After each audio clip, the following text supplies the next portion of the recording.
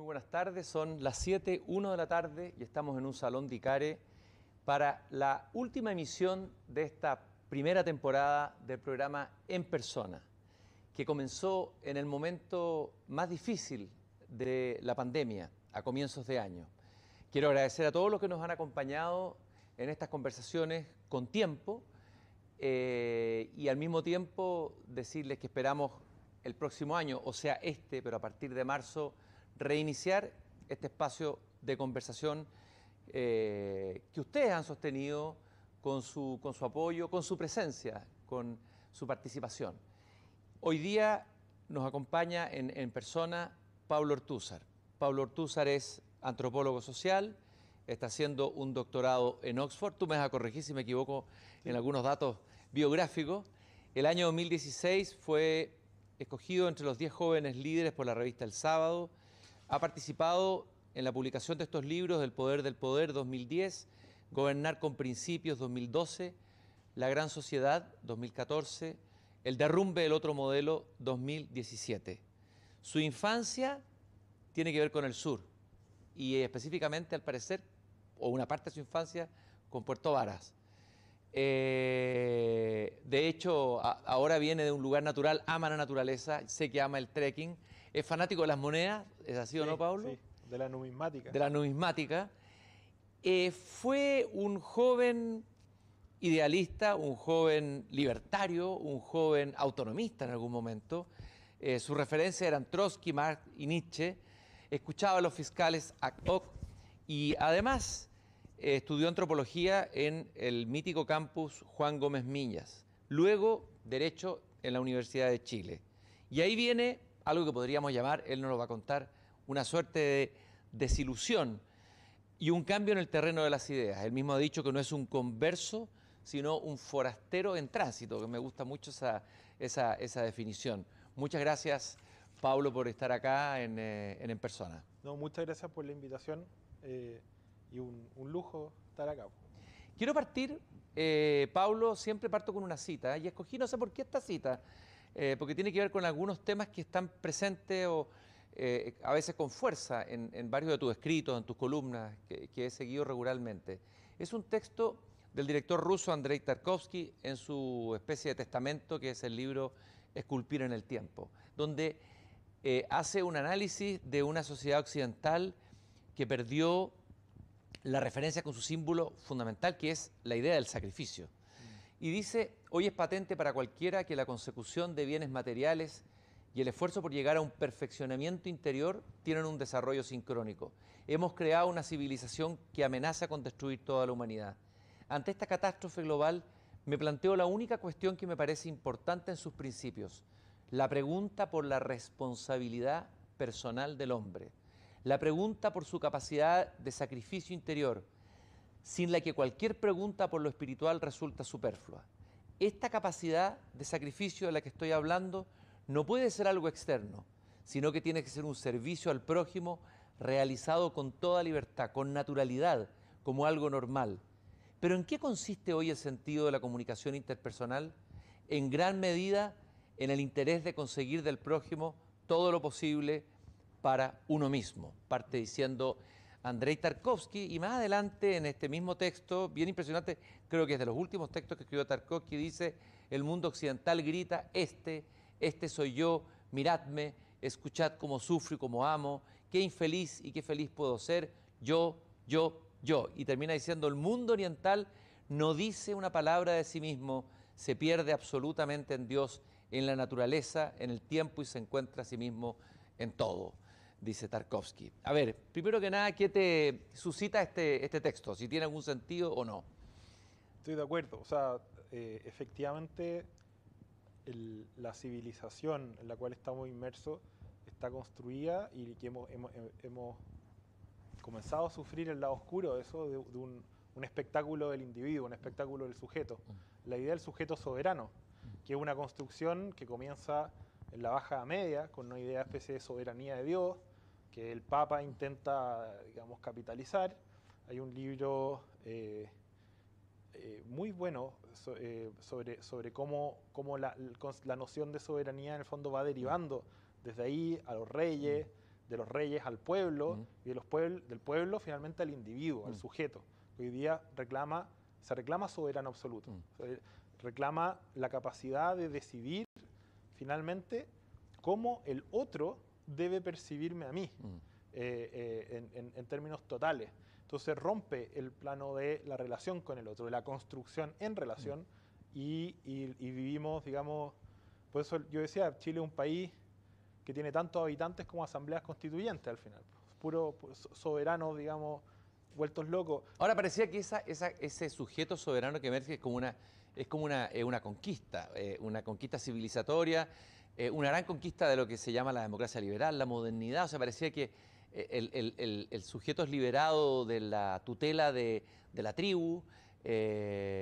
Y sin embargo, ese aspecto positivo en ese desarrollo comienza a mostrar lo que tú dices, su lado oscuro. Claro, es que es distinta la libertad de la persona que la liberación del sujeto. Porque la libertad de la persona tiene que ver justamente con una cierta libertad para construir estos vínculos con los demás y constituirme a partir de ello. Pero la liberación del sujeto es antisocial, es una ruptura con del vínculo social, que es lo que a mucha gente le cuesta entender, por ejemplo, porque nosotros nos imaginamos que esto es solo el neoliberalismo, al fondo, que predica un sujeto radical sin limitaciones. Pero cuando vemos el discurso de los estados de bienestar, es la misma idea. Es un estado que te libera de la necesidad de cualquier vínculo con otros. Y de esa forma, claro, el sujeto queda flotando en una especie de espacio soberano, autodeterminado, autónomo, etcétera, que al final es una soledad profunda.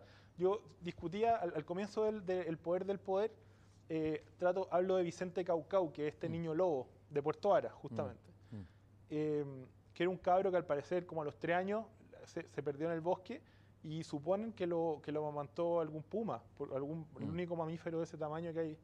Y apareció años después matando gallinas y robándose cosas, víveres en los campos. Cuando lo atraparon, el carabinero que lo atrapó no sabía qué hacer porque era entre animal y humano. Entonces lo metió en una celda, pero se pegaba con la reja, entonces al final lo amarró a un árbol, se comió la cuerda y salió corriendo. Pero el punto es que nosotros somos animales sociales, dependemos totalmente de nuestro contexto. Los instintos humanos son débiles. Nosotros nos construimos imitando nuestro entorno. El lenguaje es algo compartido. Entonces, esta idea de una liberación absoluta del resto, que además entiende todo vínculo como dominación y opresión, es quizás la utopía compartida y la gran farsa que tiene la izquierda y la derecha de nuestra era, digamos. O sea, comparte finalmente una misma visión antropológica del hombre. Claro, porque son dos caminos para responder la pregunta cómo liberamos al sujeto de todo, de todo lo demás, de todo lo que lo... Porque si se concibe que toda cosa, todo vínculo no deseado es opresión y violencia, entonces, digamos, la izquierda liberal y la derecha liberal tienen en común esta idea. Obviamente, esto es un trazo muy grueso y me van a decir que liberalismo y lo otro, y lo que sea. Pero se entiende el punto. Digamos, culturalmente, la izquierda y derecha de nuestra época, su gran pregunta es cómo liberamos al sujeto. Entonces, y ahí la discusión es eterna, porque uno dice, no, pues que el Estado, si el Estado determina, entonces no es libre, y el otro te dice, bueno, pero es que no hay libertad, si es que no, etc. Pero el objetivo es lo que parece equivocado, y en ese sentido, obviamente estoy muy de acuerdo con esa muy rusa palabra de Tarkovsky. Y de volver a la propia alma, es potente eso, ¿eh? Es que, claro, pues si es que el objetivo de la vida no es salvar el alma, y salvar el alma nunca una salvación, digamos,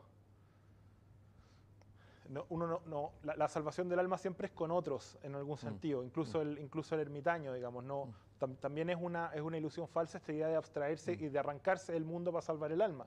Es como la persona que enterró la moneda y después vuelve con la misma moneda, digamos, el mensaje cristiano no celebra esa idea.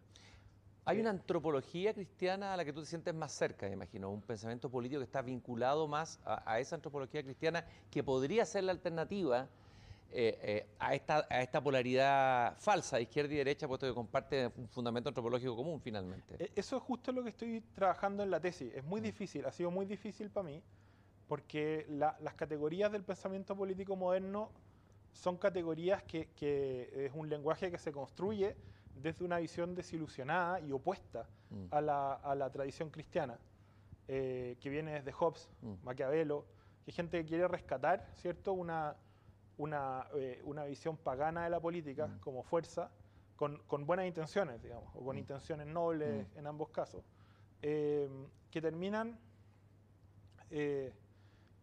vaciando, en mi opinión, de sentido la política, a pesar de que revelan otras cosas. Esa es la gracia de la ciencia política. La ciencia política moderna te muestra más o menos cómo funciona el reloj por dentro, los mecanismos del reloj, pero no te enseña para qué sirve.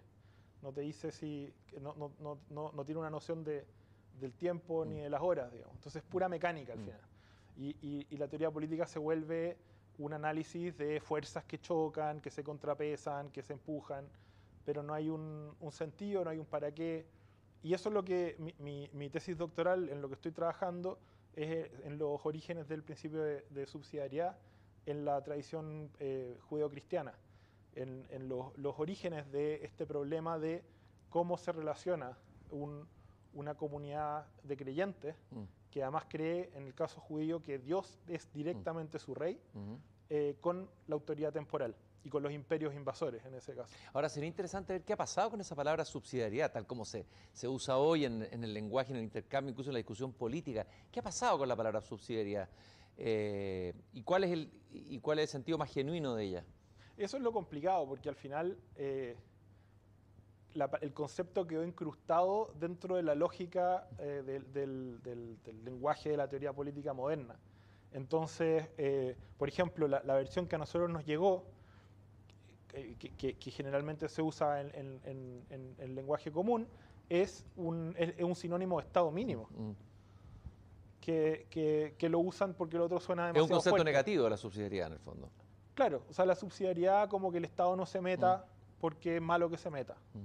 Y en verdad la subsidiariedad no tiene que ver con eso, sino que tiene que ver con que el Estado tiene que estar al servicio de la persona humana y las comunidades vivas. Y tiene que estar al servicio de ellas porque esas comunidades y esas organizaciones son los espacios donde el ser humano encuentra sentido para existir, donde el alma se despliega, digamos, y se encuentra con otro. Entonces, principalmente cuando se habla de subsidiariedad, en lo que estoy estudiando ahora, es la iglesia, o lo que nosotros llamaríamos iglesia, ese espacio, pero es una iglesia que abarca además la familia, que abarca los espacios domésticos y organizaciones intermedias, que es finalmente el concepto secularizado. Porque hay que recordar que en el fondo el mundo judío, el pueblo judío, es una forma de vida que se opone, ¿cierto?, a la dominación imperial. Entonces lo que se reivindica es la autonomía de una forma de vida que está regida por una ley divina, digamos, en relación a un imperio, a la dominación imperial, que es análoga, ¿cierto?, a la dominación del Estado, en el fondo. La subsidiariedad pensada por Jaime Guzmán, ¿en qué línea iba y hacia dónde iba y qué pasó con ella? ¿Cómo la ves tú? Guzmán es un personaje tremendo. Yo creo que hace falta darle más vueltas a Jaime Guzmán. Principalmente, yo acabo de terminar terminé hace poco un librito sobre Guzmán y el problema de la salvación del alma, justamente. Porque es alguien que está atrapado en esta disyuntiva entre salvar la ciudad y salvar el alma. Y yo dudo, o sea, es bien tremenda la situación en la que se metió. Y cuando él usa la subsidiariedad, yo creo que honestamente,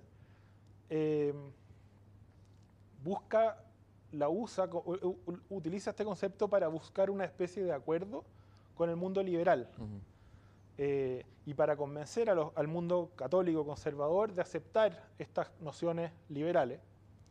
Pero él, yo creo, con la idea de que de alguna manera el contenido, el sustrato cristiano podía empapar, ¿cierto?, esta forma liberal o este lenguaje liberal. O sea, convencer al liberalismo y utilizar un lenguaje liberal pero con un contenido cristiano.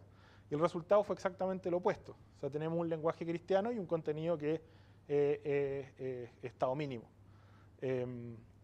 que en la época, claro, era un resultado muy imprevisible, porque el liberalismo tenía muy poco, a nosotros se nos olvida, o no lo sabemos, pero el liberalismo tenía muy mala prensa y muy pocos seguidores en Chile, en ese momento. O sea, yo me acuerdo, hay un libro de Ricardo Claro, que todavía aparecía en el Persa hace poco, digamos, que se llamaba Siempre Claro, y que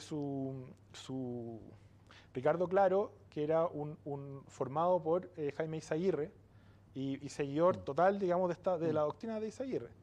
Y eran unas críticas feroces a los Chicago Boys, a la destrucción del alma de Chile, de este mercantilismo anglosajón, contrario, digamos, a nuestra herencia hispana. Un poco lo de Mario Góngora también, ¿no? Claro.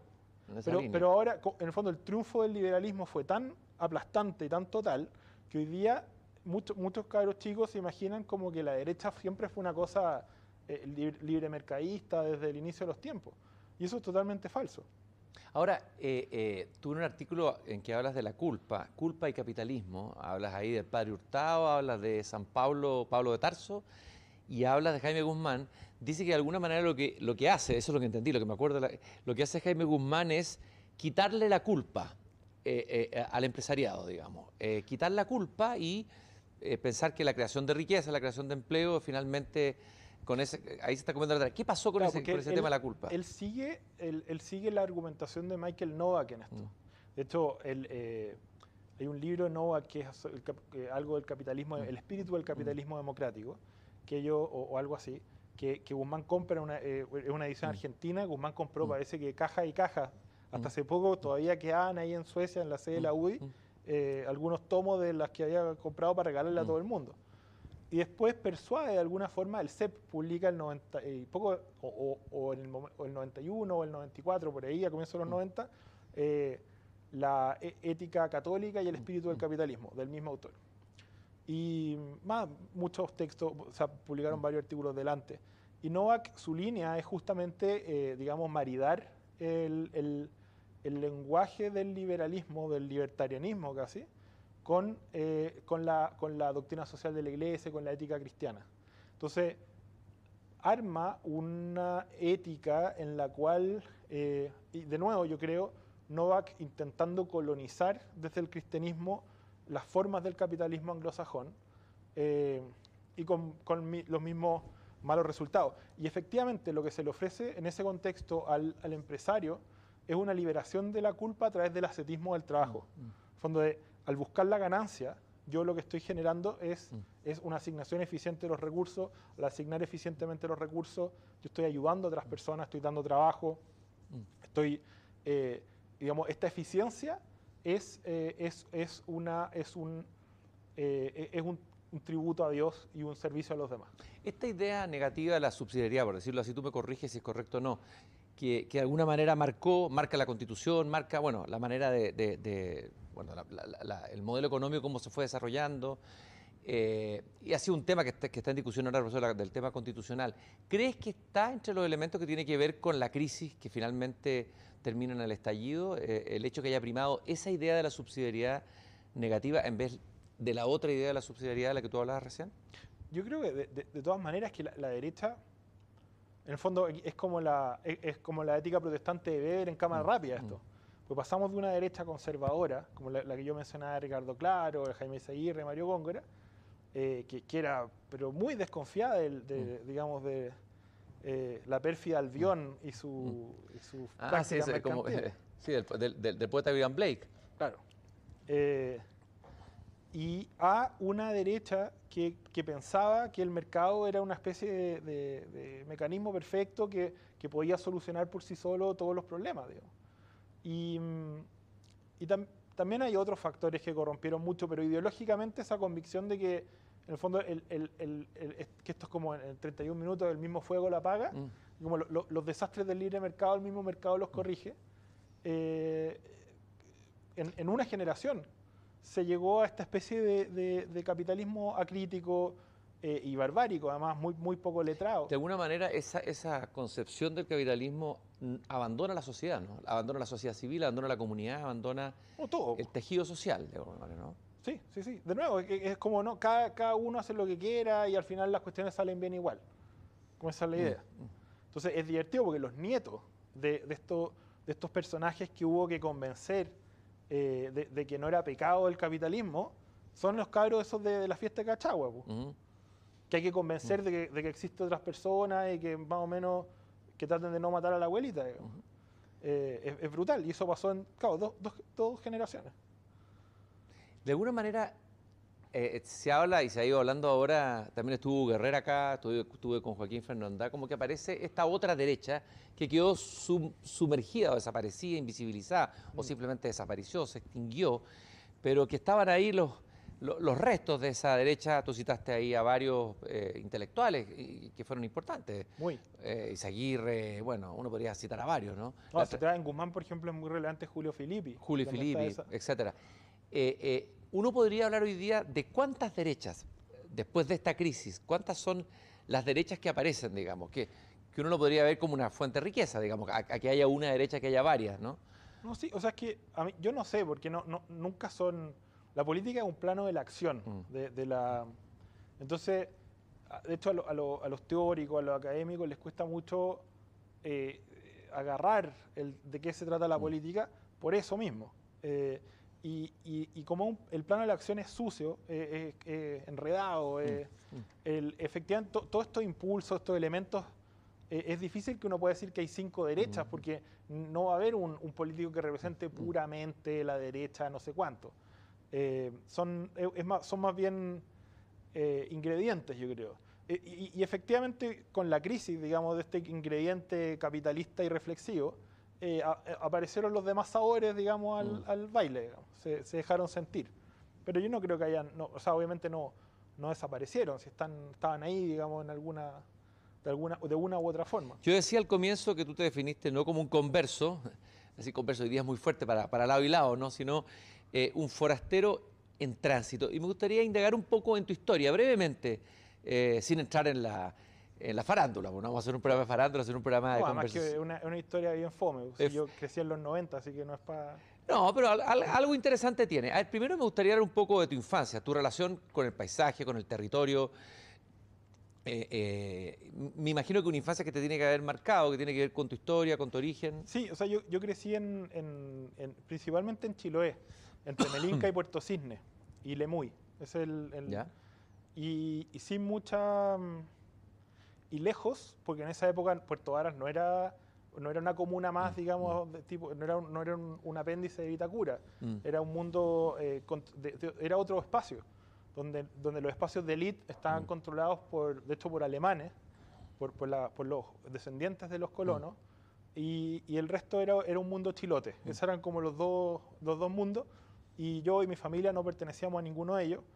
Entonces era un lugar donde no tenía un espacio. Y en el fondo este elemento identitario del orgullo, digamos, del Valle Central o de eso, no pesaba nada.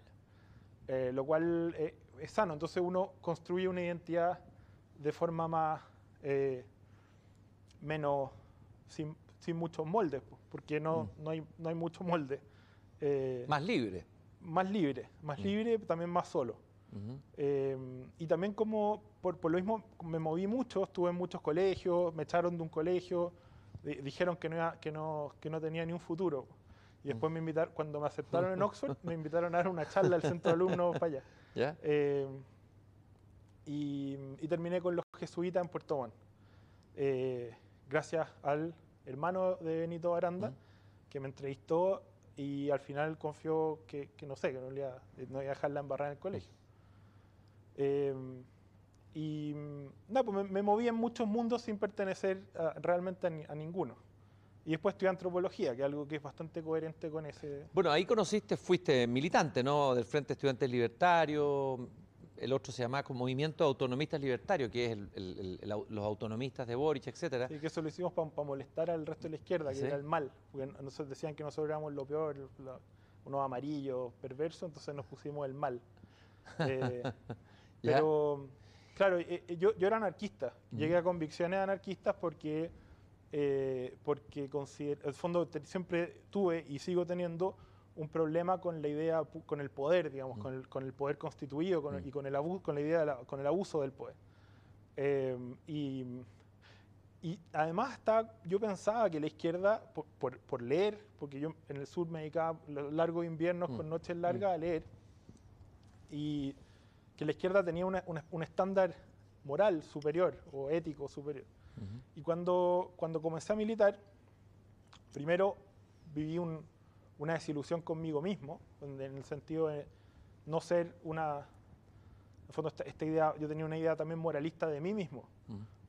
Y cuando me vi, digamos, como un pobre gallo más nomás, y además una izquierda llena de los mismos vicios de la derecha. Además yo pensaba que la izquierda efectivamente era un mundo, pues todo esto muestra lo provinciano que era el mundo donde yo venía, que la izquierda era un mundo casi que de obreros y estudiantes, una cosa como también de libro, y me topé con la izquierda de Tunquén, digamos, que gente forrada, pero claro, con que hoy este disco de Víctor Jara es una maravilla, me traje este vinilo no sé dónde, de Italia, y no, quedé muy desorientado, harto tiempo. Gente muy buena también. Por eso es una cosa, no quiero hacer caricaturas porque es injusto. ¿Pero qué te desilusionó más de la izquierda? ¿Qué es lo que más te desilusionó primero? Esa era la primera pregunta. El estatismo, principalmente el estatismo, la visión irreflexiva en términos de que la expansión del Estado equivalía, según ellos, a una expansión o una ampliación de los intereses de los más desposeídos, de los más vulnerables. Y darme cuenta que eso no era cierto, y que tampoco le importaba si era cierto, porque además sus redes estaban muy vinculadas justamente al mundo del Estado. En ese momento la concertación era, digamos, brillaba. Entonces, claro, era gente que estaba en el Estado y que consideraba que expandir el Estado era lo mejor, porque además expandía su propia capacidad de acción en el mundo, y ellos consideran que ellos eran muy buenos, honestos y que se lo merecían. Y vimos cómo terminó la concertación por lo mismo, digamos. Y la nueva izquierda, la que se decía que iba a ser la nueva izquierda, la que iba a renovar la izquierda, la que vino después, bueno, que está formada por gente de tu generación, la tienes que conocer muy bien por dentro, lo que llamamos el Frente Amplio, o lo que queda del Frente Amplio. ¿Cuál es tu evaluación en esta misma línea? Yo tenía muy poca esperanza respecto al Frente Amplio, justamente porque son hijos de ese mundo. Ellos apuntan con el dedo y desprecian a personajes como Elizalde, que hay muchas razones, digamos, para eso, pero son los hijos de él en términos morales, éticos, digamos. Por eso Boric destaca en su generación, yo creo, porque efectivamente uno lo ve movido y medio atormentado siempre como por exigencias éticas que van un poco más allá. Por algo su lectura constante de Camus, en fondo cristianismo ateo, como que pero el resto es de un cinismo profundo y también son como estetas, digamos. Se mueven en un plano de las apariencias más que del fondo. Se ha hablado mucho del buenismo del Frente Amplio. ¿Qué tiene que ver eso? ¿Cómo se conecta con el cinismo? El buenismo y el cinismo. Porque el buenismo en el fondo es una capitalización cínica de poses políticamente correctas. Yo voy y digo lo que es correcto y pongo en problemas al otro, entonces con eso capitalizo mi posición diciendo algo que puedo no creer, pero da lo mismo, porque al final hay que decir lo que la gente quiere escuchar y lo que la gente considera que es correcto. Eso es el buenismo, y no hacerme cargo de las consecuencias, porque generalmente el mundo es más complicado, y hacerse cargo de las cosas en el mundo, y ese es el problema de la política, y por eso la gente que actúa en política siempre está arriesgando su alma. Hacerse cargo de las cosas es difícil, hay que interactuar con lo real y tomar decisiones y actuar en el mundo. Lo otro es súper fácil, porque yo digo, mire, ¿sabe qué sé yo? La violencia es mala, no apoyo toda violencia. Me da asco y me da asco la gente que la ejerce. Fin. Bueno, gracias. No sé, muchas gracias. Y después me voy a mi casa ahí en Las Condes, resguardada por policía armado, resguardada en un país que está resguardado por un ejército armado, etcétera, etcétera, etcétera. Pero yo voy y declaro, digamos, desde las alturas qué horror es la violencia. Fin. Ahora, tú también dijiste por ahí que veías en el Frente Amplio como se solazaba o sentía cómodo instalado en la derrota. Claro, ¿Es algo profundo eso de la izquierda o de la izquierda chilena o no?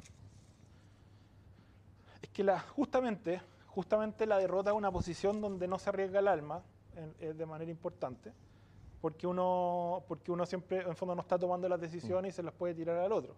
En ese sentido, la Concertación, una cosa notable que tiene, fue su capacidad de actuar en el mundo y comprometerse con el mundo y conseguir cosas en el mundo. Pero esta izquierda, por eso, es peor que la Concertación, en el sentido de que ni siquiera tienen esa disposición a embarrarse un poco las manos, y con eso no me refiero a la corrupción, que eso es importante que se entienda, me refiero a trabajar con lo que hay para construir, digamos, cosas mejores pero igualmente imperfectas. Abrazar la rugosa realidad, como decía el joven Rimbaud. Claro, claro. Aunque él no quería abrazarla también. ¿Ah? Sí. Claro, sentaba la belleza en su regazo y la injuriaba porque la encontraba amarga, pero bueno. Ellos, claro, están, por eso digo, una salida estética, donde al final dicen, he dicho y salvado mi alma, y con eso me voy a mi casa feliz, y chao. Pero así, en el fondo, si hay un compromiso con mejorar la situación de la gente que está peor y con salir de muchas injusticias que se viven, se requiere otra disposición. A ver, perteneciste a la izquierda, militaste, estuviste en la Revolución Pingüina, tengo entendido que participaste en cierto sentido. Sí, pero en la universidad. En la universidad. Y que con razón no éramos muy queridos por los pingüinos. Pues los universitarios iban a meterse a la asamblea de los secundarios, a tirar el rollo y unos cuentos que ellos veían como algo distante en ese minuto. Con razón. Pero perteneciste efectivamente, tuviste lazos con el mundo de la izquierda, estuviste dentro de ella. Salirse, ¿qué significó? ¿Fue como se fue desmoronando algo en ti? ¿Hubo una conversión, una caída al caballo, así como... Tú hablas también de Pablo de Tarso, por ahí en el camino a Damasco. ¿Cómo fue esa salida y ese ir en el terreno de las ideas? ¿Fue algún libro? ¿Qué fue? Bueno, Pablo es otro personaje que no se convierte, digamos, que no hay una conversión en Pablo de Tarso, porque no es que él haya pasado de una religión a otra. Lo que se le revela en el camino a Damasco es que Jesús es el Mesías, pero Pablo es un judío. Entonces no es que se convirtió a otra religión en ese minuto. Eso es una lectura como muy moderna de algo que no... Aunque él estaba persiguiendo a los cristianos. Claro, pero es que estaba persiguiendo una herejía, estaba persiguiendo a otros judíos, digamos. Y lo que, claro, la revelación es que Jesús es el Cristo, digamos. ¿Y en tu caso cuál fue la revelación? Por eso digo que el camino hacia el cristianismo para mí es mucho más tardío y lento y menos espectacular. No hay tanto caída del caballo, pero en el fondo era esta duda respecto al Estado, lo que siempre me complicó. Y el otro elemento central en ese minuto, pues yo era materialista, digamos, yo era anarquista, pero mi método de conocer el mundo era el marxismo. Y estudiar la historia reciente y cómo, en el fondo, la gran espina clavada en la izquierda chilena, que es que el modelo económico capitalista haya sido capaz de sacar de la pobreza a un montón de personas que estaban amontonadas en campamentos y a las que no hubo, después de probar miles de sistemas y cuestiones, ningún proyecto desarrollista logró dar una respuesta ni una mejoría. Finalmente que haya sido el orden capitalista el que sacó a esta gente de la pobreza y el que logró cumplir. O sea, Allende prometía vasos de leche para los niños pobres. Y que la Concertación haya terminado consolidando un orden tanto más avanzado, tanto más próspero para las mayorías más desposeídas, para mí siempre fue un problema. Y la respuesta que tenía la izquierda a ese hecho, la ultraizquierda, nosotros, digamos, en la universidad, era humo, digamos, humo. Era volver a lo anterior. A mí me hacía clases de economía Hugo Facio, tratando de justificar por qué, digamos, no sé, por su política en el Banco Central, Pero en el fondo una izquierda, a mí me dio al final la impresión de que esa izquierda estaba derrotada y bien derrotada, que no tenía respuesta, que la Concertación al final era gente que con bastante valentía había reconocido que el modelo económico impuesto por la dictadura había traído prosperidad al país y ellos querían administrarlo y tratar de llevar esa prosperidad a más personas y convertirla en desarrollo. Y eso es mucho más digno, tuvo mucho más consecuencias en el mundo que todo lo que esta otra izquierda, la izquierda que estuvo en contra del plebiscito del 88, la izquierda que sigue glorificando a los grupos armados, que sigue con estos sueños cubanos, pero que jamás querrían vivir como ningún cubano que no es parte como del Politburó. No sé, me pareció... De alguna manera la izquierda sufrió esa izquierda sufrió una derrota que nunca quiso reconocer, que la escondió, no vivió el duelo necesario, el descenso que hay que vivir cuando uno vive una derrota y un duelo, desde la caída del muro de Berlín, la derrota del gobierno de la izquierda, es decir, una izquierda que no ha hecho la pega de asumir ese duelo y de repensarse. No, por eso su rollo es como esto no puede durar, esto no puede durar. Y ahora que nos acercamos, digamos, a la Asamblea Constituyente, estos temas, uno le pregunta a esa izquierda, hay que preguntarle a los desilusionados de la transición, a Fernando Atria, a los intelectuales, de hecho, de esta generación, que ya son, bueno, Carlos Ruiz y Fernando Atria. ¿Cuáles son sus propuestas? Y te van a decir, básicamente, volver a los 60, si no tienen nada más. Que controlar el Banco Central, la Escuela Nacional Unificada, versiones más o menos recauchadas. ¿Es una izquierda que no está pensando en el terreno de las ideas? No, pues su idea es como que les robaron algo que era bonito y hay que volver a eso, digamos. Pero no hay una gran elaboración de nada, digamos. Y lo venden como si fuera una cosa súper novedosa, pero cualquiera que... O sea, de hecho ahora este menjunje que armó el Frente Amplio, que ellos, o sea, le pusieron barreras éticas infinitas a todo el mundo y terminan pactando con un partido estalinista como el Partido Comunista Chileno, construir un programa basado en la unidad popular. Esa fue su gran síntesis después de toda esta pirotecnia de renovar la política y aquí y allá, los jóvenes, bla, bla. Terminan pactando con el Partido Comunista, que es un partido con ideologías y prácticas propias de la Guerra Fría, y por lo tanto con una inmoralidad profunda en cuanto a los derechos humanos, las libertades, etcétera, etcétera, y proponiendo una cosa bajo el manto de volver a la UP.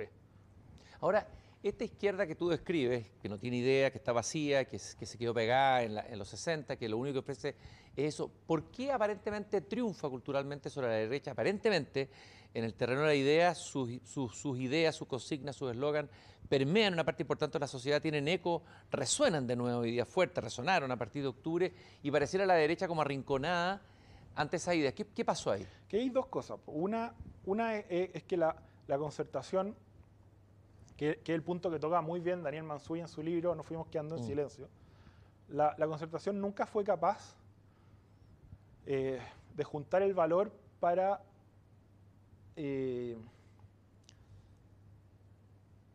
reconocer y procesar lo que estaban haciendo, finalmente, en el momento en que lo estaban haciendo. Es decir, decir lo que estaban haciendo. Benninger decía, no podíamos decirlo, no podíamos reconocer que en verdad estábamos de acuerdo con con buena parte de la Constitución de Pinochet, con la forma orgánica que le había dado el Estado, que estaban de acuerdo con la economía del libre mercado, que estaban de acuerdo con la globalización. Claro, ahora que tienen 80 años, muchos que ya están escribiendo su memoria dicen, sí, en realidad estábamos de acuerdo y es razonable. Bueno, gracias. Pero en ese minuto, no. Entonces su discurso seguía siendo, compañero, estamos avanzando, pero usted sabe, compañero, que lo amarre aquí, entonces, compañero, deme el voto, compañero, nosotros seguimos avanzando, compañero, pero nuestro horizonte sigue siendo Allende, cosa que era falsa, pero no podían reconocerlo. Entonces, en el fondo, este retorno de la izquierda hacia atrás tiene que ver con la incapacidad de renovación intelectual de la Concertación, en términos de hacer caja de su práctica. Y en el caso de la derecha, es evidente, o sea, la derecha no fue capaz de procesar las consecuencias de construir una sociedad de clase media. Porque ese era el objetivo. Si Pinochet, el 76, lo que promete es que para el, no sé, para el 90 todos los chilenos van a tener o algunos, no me acuerdo, pero era como auto, televisión y bicicleta, o ¿qué era? No, pero era como... Sí, prometió varias, es una lista y eso. Pero eran objetos, digamos. Sí.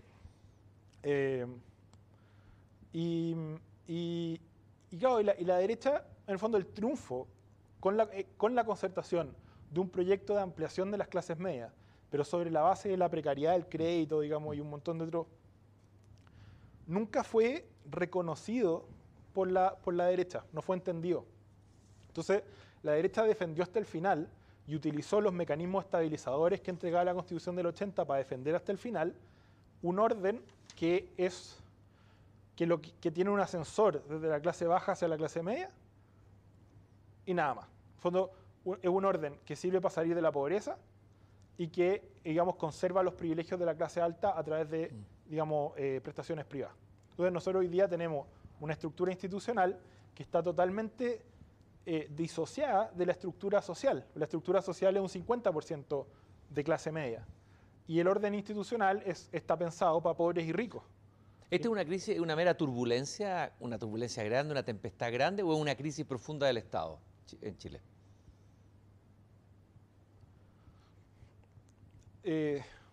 O sea, el Estado que tiene Chile hoy día es la versión una de las versiones más poderosas y mejor articuladas del Estado que ha tenido en su historia.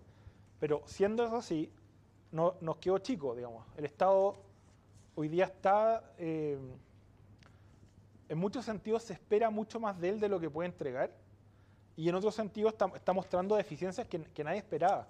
Porque ese es el tema, nosotros no estamos, aquí nadie está mirando a 10, a 20 años.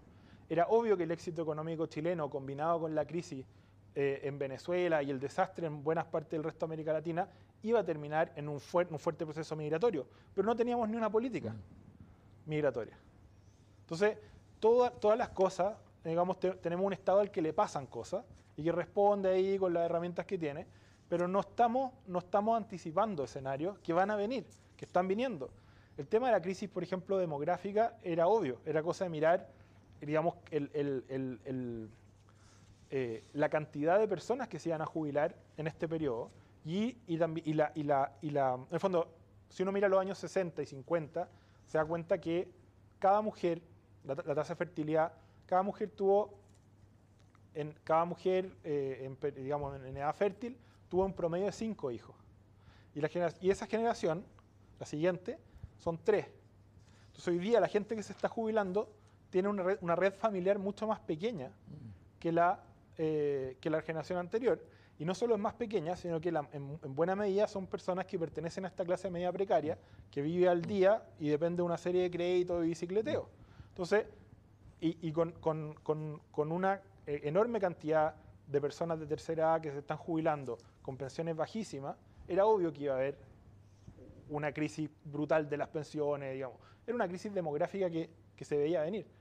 Pero nunca, todas estas cosas las vivimos como, oh, miren lo que pasó, como si hubiera sido un terremoto con un tsunami. Y no es.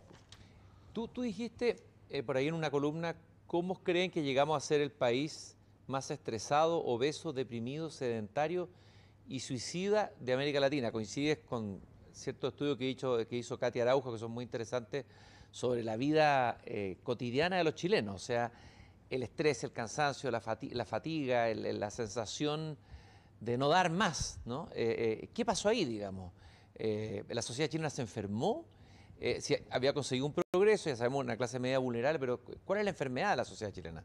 Que tiene todos estos síntomas juntos.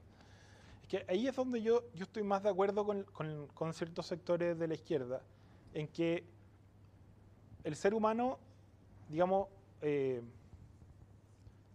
nosotros dependemos de ciertas condiciones básicas para vivir, ciertos bienes fundamentales. Hay un libro espectacular de Ralph Dahrendorf que pensaba mucho en este tema, sobre, claro, las necesidades básicas.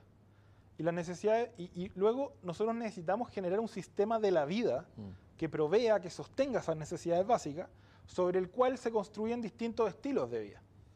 Pero este sistema de la vida no está pensado bien en Chile. No tenemos un sistema de la vida bien formado. Que, digamos, Entonces, los estilos de vida que se construyen con enorme precariedad y sobre la base de un estrés permanente, digamos. Entonces, nosotros, cuando discutimos cómo mejorar la situación de la clase media, a lo que deberíamos estar apuntando es a este sistema de la vida, a cuáles son los fundamentos, cuáles son las reglas del juego y los fundamentos económicos sobre el cual se van a construir los distintos tipos de estilos de vida que existen. Lo conversábamos antes de entrar al estudio. Por ejemplo, si es que en Chile puede ser caro, qué sé yo, el arriendo o vivir, pero los alimentos básicos podrían perfectamente no tener IVA. Obviamente eso implica que el Estado renuncie a una enorme recaudación que tendría que ver cómo se busca por otro lado. Pero que los alimentos básicos no tengan IVA beneficia obviamente a las familias de clase alta marginalmente, porque ellos consumen también, etcétera, pero el porcentaje de los ingresos de la clase baja que se va en IVA, producto de la compra de clase baja y media, digamos, que se dan en IVA, es enorme. O sea, un 20% casi del total de los ingresos. Entonces, por ejemplo, liberar de ese peso a las familias chilenas, yo creo que sería una forma de asegurar esta base, una base de subsistencia sobre la cual se puedan construir distintos estilos de vida que facilitaría, que haría más amable la existencia cotidiana. Otro tema, obviamente, es la salud. Nos hemos dado cuenta, y yo creo que el tema de estas fiestas clandestinas de Cachagua, de nuevo nos vuelve al tema de no solamente la inconsciencia, digamos, de las generaciones jóvenes o lo que uno quiera, o la mala educación de las élites, sino de la desigualdad brutal entre ese cabro de Cachagua, ese cabro digamos, de Las Condes o de Vitacura, que va a carretear al litoral, y las personas que puede haber contagiado en el litoral. Alguien decía que en el fondo colapsaron los servicios de salud de Cachagua. Y ellos se van después a la clínica alemana, digamos, ¿no? Pero ¿qué pasa con el resto de la gente? Entonces, estar unidos en algo que es común, que es la vida. Ahí lo que se fracturó es la comunidad, ni más ni menos, ¿no? Claro. En Chile, ¿o no? ¿Existió alguna vez esa comunidad? Yo creo que no. O sea, sí, por ejemplo, la hacienda es una comunidad orgánica de vida, jerárquica también, donde todos son corresponsables de los demás, etcétera. Pero también un mundo como claustrofóbico. Justamente el que todo en el fondo hay como un cierto consenso del que se quiere salir de esa estructura. Pero no, el tema es, por ejemplo, la pandemia nos ha devuelto con mucha claridad o ha hecho palpable, visible, el hecho de la comunidad biológica de la vida. Y eso tiene que tener un correlato institucional, creo yo. Nuevamente, en el fondo, si es que en vez de tener un sistema de salud para ricos y otro sistema para pobres, que deja a la clase media en tierra a nadie, tuviéramos una especie de seguro universal, un sistema donde digamos, pudiéramos sostener mutuamente la vida de los demás, la vida biológica de los demás, se quitaría un tremendo peso existencial de encima de las personas. Y el último tema, creo, en todo esto del sedentarismo y la obesidad, es el transporte, que es de los temas más jodidos en las grandes ciudades. Y ahí, bueno, eso es de lo... Hablábamos recién de los vacíos de la izquierda, estamos hablando también de los vacíos. Ahí la derecha le faltó una reflexión profunda, una conexión con la sociedad chilena, esa que tú estás describiendo, ¿no es cierto? Con estos síntomas, incluso tú has hablado de que la derecha es el reino de la autocomplacencia por ahí, has hablado del vacío de la derecha, y que de alguna manera un cierto reduccionismo economicista piensa que el mercado iba a resolver todo, que el dinero es el que da la información necesaria y que era una fuente fiable de información, pero sin embargo, bueno, ahí se empobreció el análisis, digamos. No sé, ¿qué pasó con la reflexión, el análisis en la derecha frente a esta sociedad que había cambiado tan fuertemente? Que la derecha, el problema fue que la Constitución del 80 tiene mecanismos de estabilización de la política que fueron tremendamente ventajosos para el crecimiento económico. Que son los que hoy día, digamos, son presentados como los cerrojos, digamos. Pero lo que hacían era estabilizar el sistema, y eso, al estabilizar las expectativas, permite, digamos, que la inversión, etcétera, etcétera. Pero el mal uso, finalmente, de estos mecanismos de estabilización por parte de la derecha para evitar digamos, cualquier tipo de reforma que fuera ampliando el Estado, digamos, y cubriendo a las clases medias, hasta muy tarde, porque después cuando ya empezó a hacer agua todo, sí, pues. O sea, pero la derecha se opuso a todo esto, al auge, y al pilar solidario, etcétera, etcétera. Esa derecha que pensaba que lo que ellos tenían que hacer era defender el modelo de la dictadura, y que el modelo de la dictadura, tal cual como estaba, era la gallina en los huevos de oro, terminó matándola, obviamente. Que es como decir que los cuidados del sacristán mataron al cura, digamos. Y eso fue principalmente por hay un desprecio profundo por la reflexión teórica, por el mundo del espíritu, etcétera. Y una tecnocracia que se sentía, digamos, tocada por la mano de Dios en algún sentido para hacer y deshacer en el mundo, y que con Piñera termina por mostrar una decadencia, digamos, política, intelectual y de todo orden, ¿no?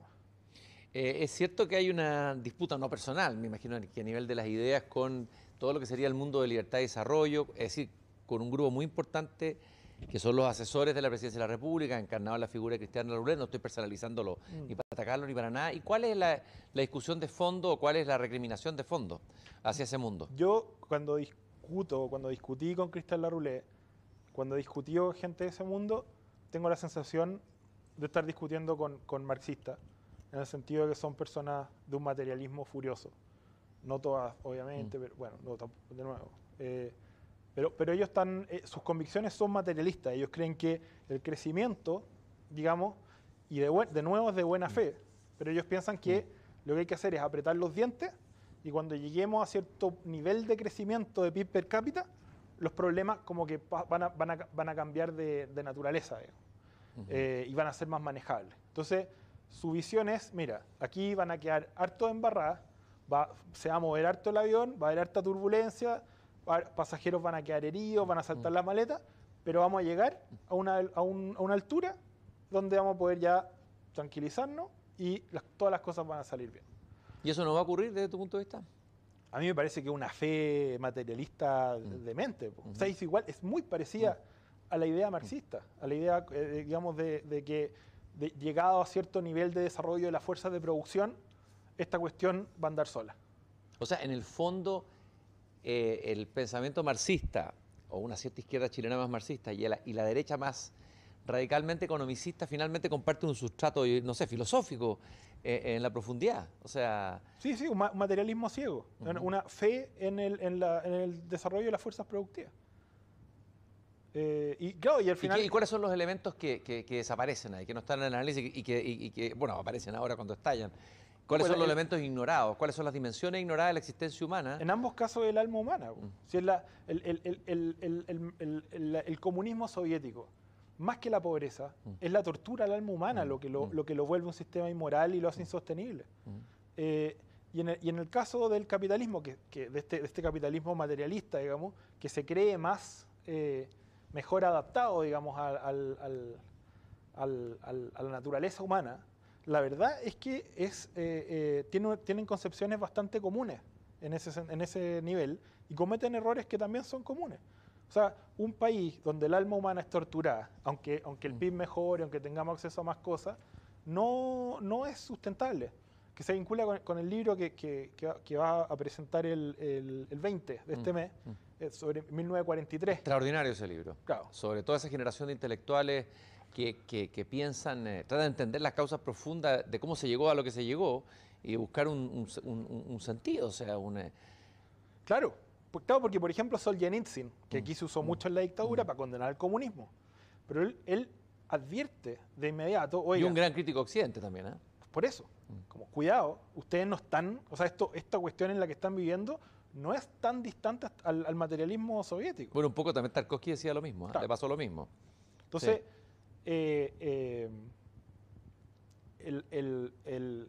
El punto de este libro de 1943 es mostrar que hubo intelectuales que en ese momento se dieron cuenta que si la derrota de los nazis no venía acompañada de un florecimiento de una Educacional, civilización humana, cultural y espiritual. iba a ser... Claro, porque si no se entendía solo como una victoria militar, bastaba con derrotarlos militarmente, humillarlos de nuevo, sí, po. y ya se pasaba a la siguiente fase, una visión muy empobrecedora, ¿no? Del Y de nuevo, materialismo progresista. Y materialismo punto. rudo. Ganó la duro. fuerza, ganó la bomba atómica. En el fondo, ganó el bando que se atrevió a usar antes la bomba atómica y la desarrolló primero. Y eso es todo. Como decía en Deutsches Requiem Borges, digamos, ¿qué importa que Alemania digamos, sea el yunque si es que el otro es el martillo? Y que lo que, en el fondo, es un mundo donde triunfó la fuerza en contra de la moral. Ahí estaban C.S. Lewis, estaba el poeta Oden, estaba, bueno, Jacques Maritain, bueno, Claro. Simone Weil. Nos faltó esa, no llamémosla elite, porque suena muy, esa playa de humanistas acá en Chile en este periodo. Es que ahí está la voz de Góngora, que no fue muy bien entendida en su momento. Y hay un par más de intelectuales que encendieron la alarma respecto a que el desarrollismo y el desarrollismo materialista pierde el alma humana. Digamos, uno puede estar o no de acuerdo con las alternativas que ofrecieron, o no tiene por qué ser gente que supiera muy bien para dónde tenía que ir la micro, pero están ahí. Y hay también una tradición humanista laica muy potente de la Chile que pone, digamos, esta advertencia en el tapete, pero también gente que no quería ni la izquierda ni la derecha al final. Pues no rendían pleitesía. Un Jorge Milla, por ejemplo. Jorge Milla es el ejemplo más notable. Y que por lo mismo, claro, hoy día son medio olvidados. Hoy día tampoco, nadie los reconoce, a todos les molesta un poco Góngora, Milla. La advertencia estuvo, pero no se... En el fondo, la carencia material era tan hiriente, la carencia material que era, que el materialismo era difícil de esquivar, como la voz de la razón. Heidegger decía algo interesante, decía que, bueno, habla de la indigencia espiritual, ¿no? ¿Para qué poetas en tiempos de indigencia? Pero está hablando de la indigencia espiritual y cultural de un país. Pero dice que hay momentos, justamente, en que la indigencia económica real termina invisibilizando la otra indigencia. Sí, pero está ahí. Sí. ¿No? Y uno podría decir que en Chile estamos en indigencia espiritual. Yo creo que sí, fue un aspecto, porque a mí me gusta mucho, por ejemplo, que es un ejemplo de intelectual ilustrado, pero John Adams, que es el llamado padre de la Constitución americana, que es la otra actividad que tenemos ahora, es la presentación del Federalista, que vamos a relanzar el libro ahora el 14. Interesante, ya vamos a hablar de eso. John Adams dice, nosotros tenemos que estudiar en una carta a su señora. Son brillantes las cartas que tiene. Abigail Adams es una figura que el feminismo debería también rescatar por su potencia y además por la dureza con la que corrige es la quilla moral de Adams en momentos clave. Y él le dice, nosotros tenemos que estudiar guerra y marina para que nuestros hijos puedan, en un país ya constituido, digamos, que tiene defendida su frontera y que tiene una forma política, estudiar negocios, derecho, digamos, hacer crecer esta cuestión para que nuestros nietos finalmente puedan estudiar arte, literatura, poesía. Esa era su visión. Y por lo tanto ponía el humanismo, digamos, las artes, la belleza, en la cumbre del desarrollo humano y en la cumbre del desarrollo espiritual. Mientras el comercio y la guerra y todo lo demás estaban, digamos, eran los pilares, nomás las cosas para sostenerlo. Bueno, pero uno piensa en un Andrés Bello, que es un fundador del país, de la República, digamos, es un humanista, es un poeta, es un traductor. Ahí hubo como un extravío, tal vez el país se extravió, en el sentido se alejó de su ser más profundo. Es que perdimos la creencia en el espíritu, en el alma al final. Eso está... Hablar de alma hoy día es una palabra políticamente muy incorrecta y casi que podría ser ridiculizada, ¿no? Por supuesto, por supuesto. Y si uno dice que además es que el objetivo principal de la organización del mundo tiene que ser la búsqueda de facilitar la salvación del alma, que es digamos, para que te tiren brea y plumas. Pero en ello está muy claro eso. Otro tremendo libro que salió, el de Joaquín Trujillo, sobre el Gramócratas, ¿no? Gramócratas, sí. Seguido de Gramócratas. Andrés Bello. Y ahí, claro, uno ve un esfuerzo del espíritu por remontarse, por buscar lo que es verdadero, lo que es bueno. Y hoy día eso es objeto de risa, de ridículo. Chile es un país que tortura la búsqueda de la belleza y la búsqueda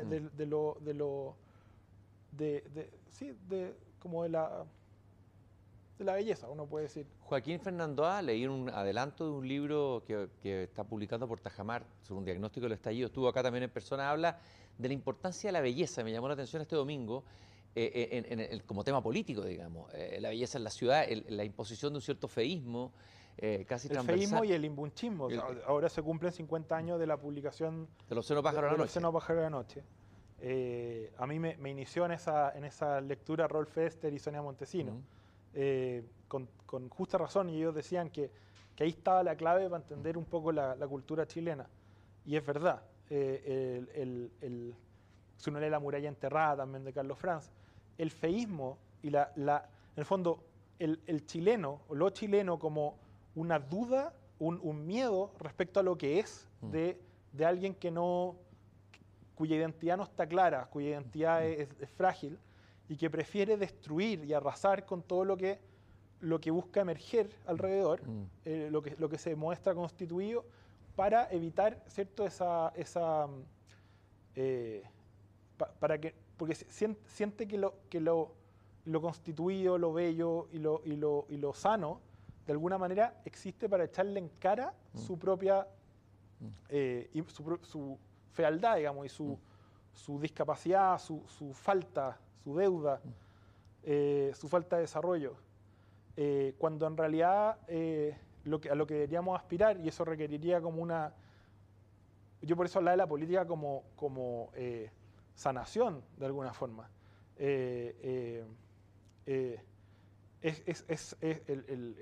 Digamos, lo chileno requiere curarse de este imbunchismo y afirmarse en la belleza, a pesar de que nos hiera por el hecho de que no estamos a su altura nomás. Pero perseguir esas cumbres. La política como sanación, necesitamos como políticos más terapeutas, políticos médicos, por decirlo así, ¿no? Yo estoy convencido que la labor de la política, en buena medida, es terapéutica y debería ser pensada como una especie de arte terapéutica, de sanar la ambición de poder humana, de sanar el odio a la belleza por el hecho de no poder poseerla, o de sanar finalmente el mimetismo negativo que destaca René Girard, el deseo de poseer lo que me gusta, lo que me supera, lo que me llama la atención, lo bello, y el hecho de respetar y dejar ser eso. La fuerza del resentimiento, ¿no es una fuerza operante potente en la sociedad chilena? Totalmente, es que el imbunche es la mejor imagen de esta chilenidad que Vicente Huidobro en el balance patriótico descuera de manera brutal. Que dice en Chile cualquier persona con talento tiene que huir como Cristo en los brazos de la Virgen. Y este es un país que encuentra que su mayor fascinación es pasar una plancha de la bandera sobre cualquier espíritu que intente resaltar. Volar, destacarse. Es como un peso de la noche, ese sí que es el peso de la noche. Pero es también inseguridad profunda, ¿no? Es la inseguridad, es una inseguridad existencial. Es el laberinto de la soledad, pero en una versión... Claro, no mexicana, sino chilena. Chilena. Sin embargo, tú tienes puesta la esperanza, o me dio la impresión, o ves brotes de esperanza, bueno, en Chile y también en Latinoamérica. Tienes un artículo que publicaste en una revista francesa que me gustó mucho, que se llama El continente de la esperanza, y planteas que hay que volver a colocar la alegría, estoy citando, en el horizonte de los esfuerzos comunes e individuales. Y hace un análisis muy interesante de que de alguna manera, como que se trató de, lo que entendí yo, de alguna manera América Latina se ha resistido a la racionalización, incluso al racionalismo podríamos decir, Sí. ¿no? Se resiste. Pero se ha intentado moldearla desde afuera, no sé, una mirada más anglosajona, con un buen sentido, hacer que América Latina sea razonable, que haya una política más civilizada, pero hay algo más profundo en América Latina, y me gustaría que explicaras un poco esa, y que hay una lucha ahí que no ha sido resuelta todavía. Es que, no, porque de nuevo, esto igual que Girard, en Girard está el mimetismo negativo, que es casi toda su obra, pero también está lo positivo. Sin mímesis no hay civilización, sin mímesis no hay cultura. Y América Latina, a pesar de todos sus males, digamos, de la violencia, el imbunchismo, la soledad, el abandono, la miseria, la desigualdad profunda, es un continente donde se mantiene viva al mismo tiempo la esperanza de, digamos, esta esperanza de una redención. Que de alguna Hay algo manera se profundamente intuye. religioso, profundamente espiritual, digamos, colectivamente espiritual, cristiano en el Claro, fondo, ¿no? que está relacionado a la presencia. Todo esto está muy influenciado por la obra de Pedro Morandé, Sí. que si está viendo le mando un saludo. Cultura y modernización en América Latina, que Exactamente, es un clásico ese libro, es fundamental. ¿Ah? clave. Claro, y en el fondo el punto ahí es que nosotros tenemos un núcleo de convivencia que también es algo que se... En el fondo, cuando yo digo Chile tiene, o Chile y América Latina tienen que superar el imbunchismo, es cargar hacia su lado positivo nuestro ser. Porque nuestro ser no es puro imbunche, no somos puro déficit, que es el discurso civilizatorio, desarrollista. Es como, tenemos que convertirnos en Finlandia y para eso copiamos, no sé, unas cosas de Finlandia y tratamos de ser finlandeses, fracasamos y nos lamentamos. Yo creo que no, yo creo que hay una forma de ser en el mundo muy valiosa que puede surgir de curar al imbunche, de tratar digamos, de esta terapia para sanar a nuestro ser.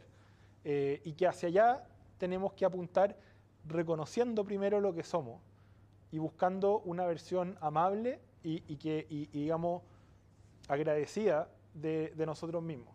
Y esa alegría en el horizonte, ¿cuál es esa alegría? ¿Cómo la visualizas tú, digamos? Incluso aplicándolo a la sociedad chilena. Eso es más difícil. Yo no quiero plantear, digamos, una utopía ni nada por el estilo, pero yo creo que tiene que ver con justamente con este descubrimiento de los bienes fundamentales y una convivencia que esté orientada al goce de estos bienes, que son bienes de comunidad además. Bueno, y obviamente al redescubrimiento del espíritu, yo creo que del alma, de lo que estábamos hablando antes. América Latina es un continente cuyo horizonte, me parece, su mejor versión es inseparable de la revelación cristiana y su diálogo con el mundo indígena. Que también es un mundo de la naturaleza, si uno quiere,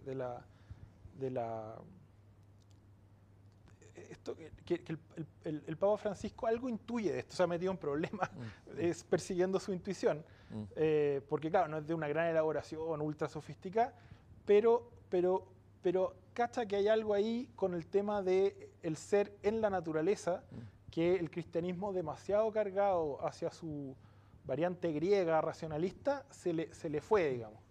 Y que él cree que está que hay que escucharlo, dado además la crisis, digamos, de nuestro mundo natural. Entonces, asumir, creo yo, nuestra identidad tiene que ver con asumirnos, digamos, como un pueblo que busca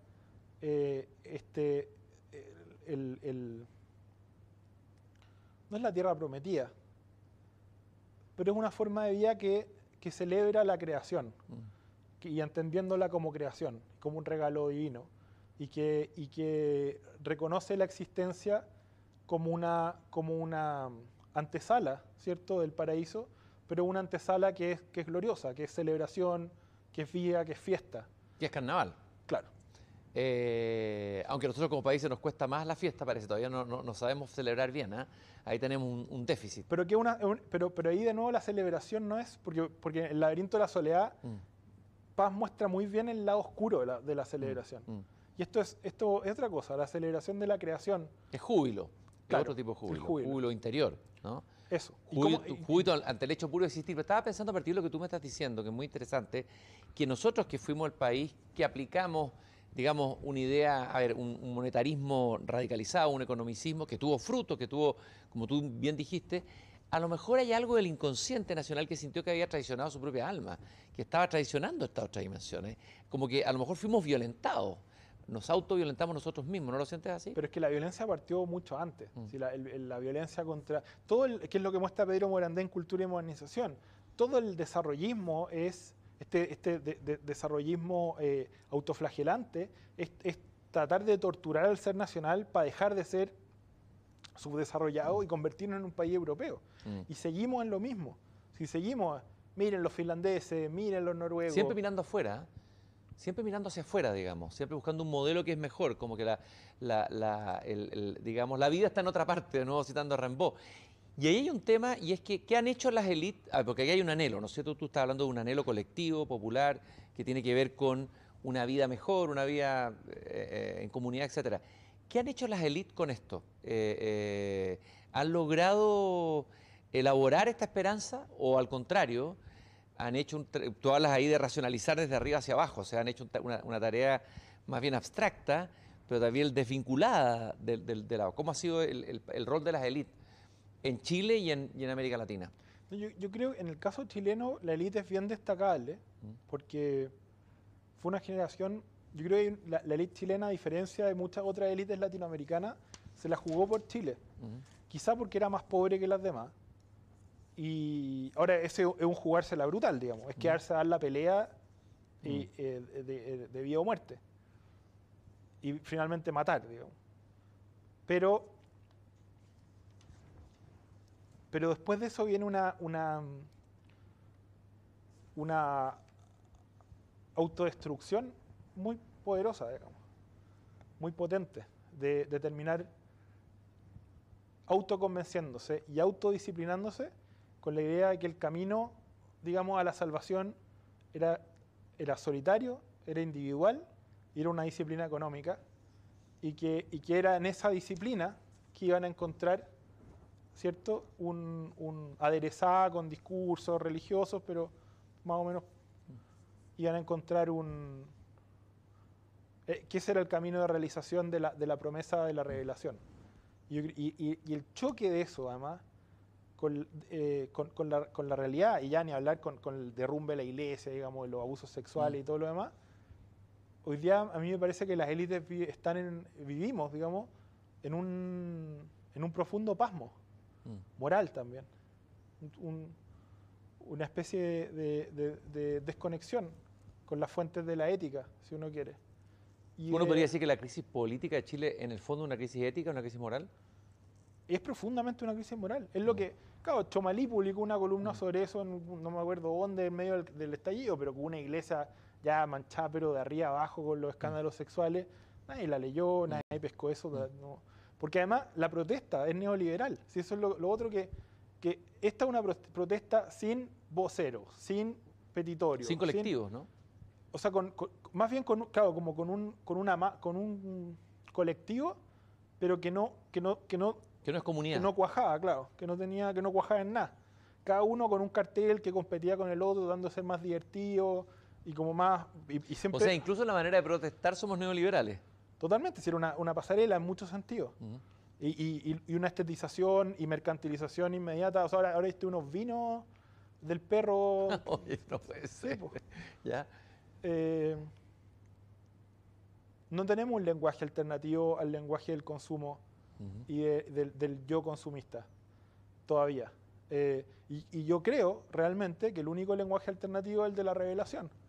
Pero en el fondo está lejos, está arrancado de nosotros. No lo logramos, y cuando aparece a todos les da risa y es como absurdo nomás. Pero me parece que el único lenguaje serio para hablar de una alternativa a lo que hay, digamos. Si no... Tú has dicho que las élites polarizadas pueden destruir los países. Estamos hablando de las élites. Y que tal vez la única salida a la crisis, para que el país no se convierta en otro país fallido de América Latina, estamos hablando de Chile, es una tregua a las élites, en primer lugar, bueno, y una tratar de romper esta desconfianza absoluta y salvaje entre la élite y el pueblo, por decirlo así. Tregua de élite y pacto de clase. Ya, hablemos un poco de eso. Sí. Ahí entramos, esto ya es como el lado más mecánico, más de la física del problema.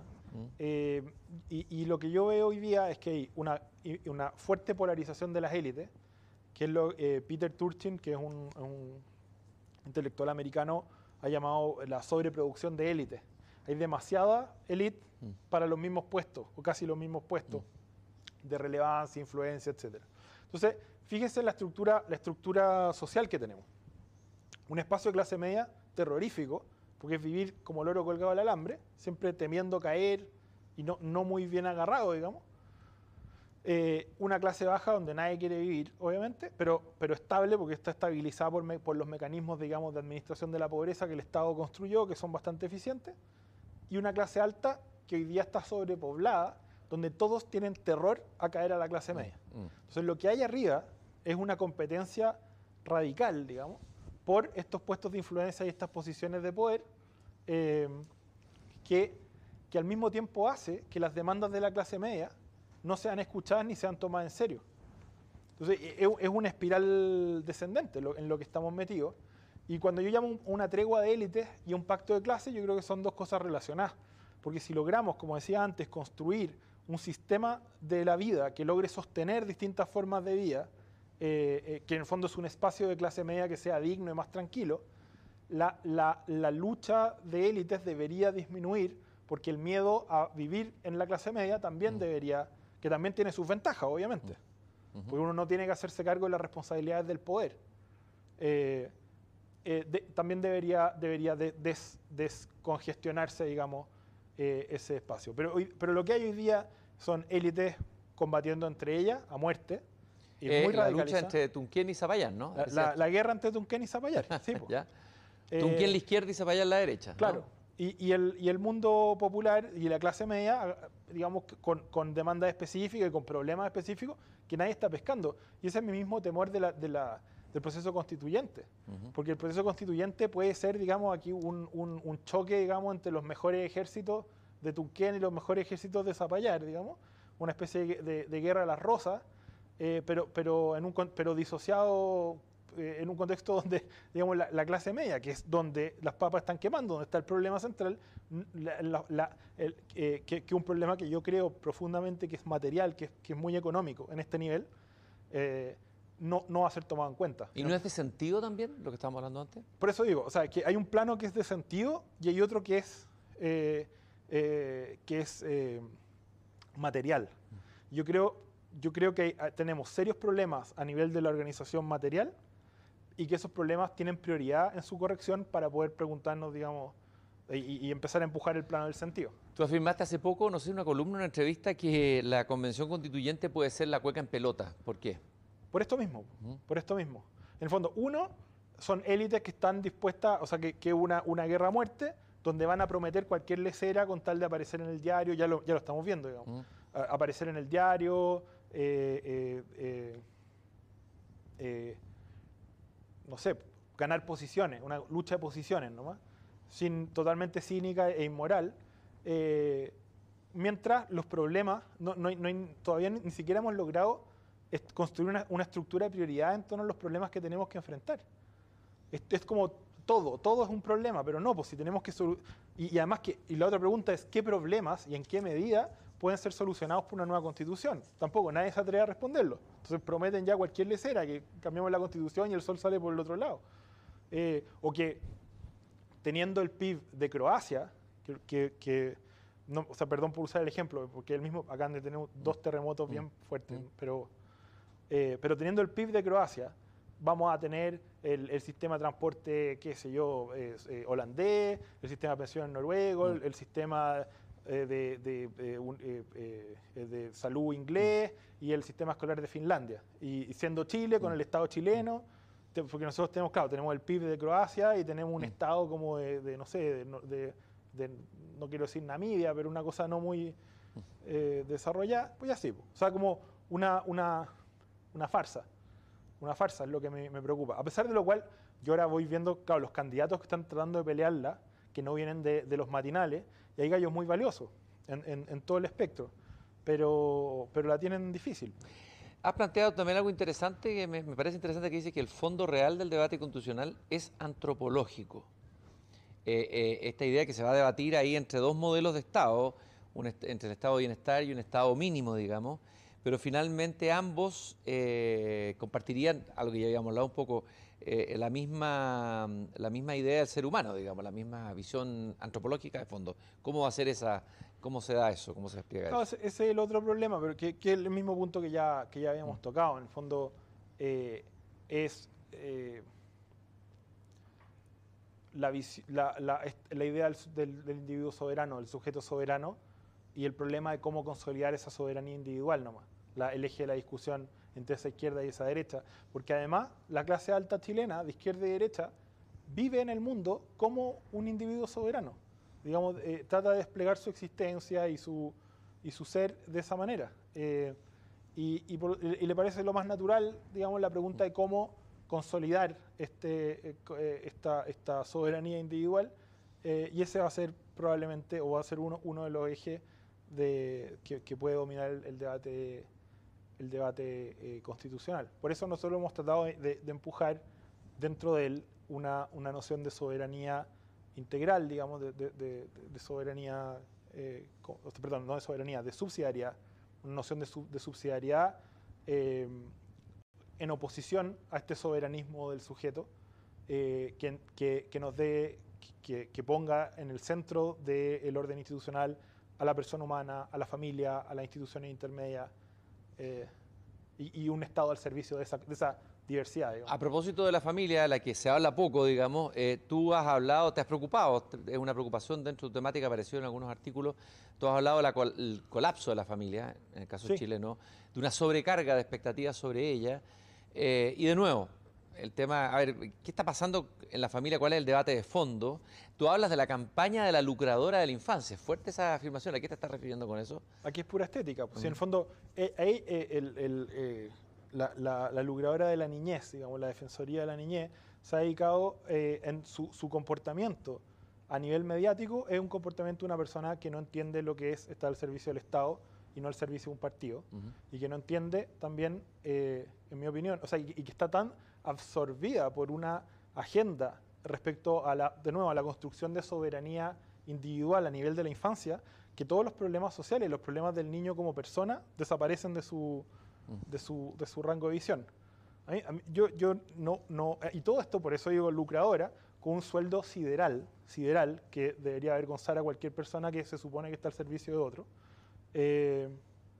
No sé, hoy yo por eso uso ese concepto. ¿Pero qué pasa con la familia? Pero vamos, sí, la familia es mucho más importante que esa otra tontera.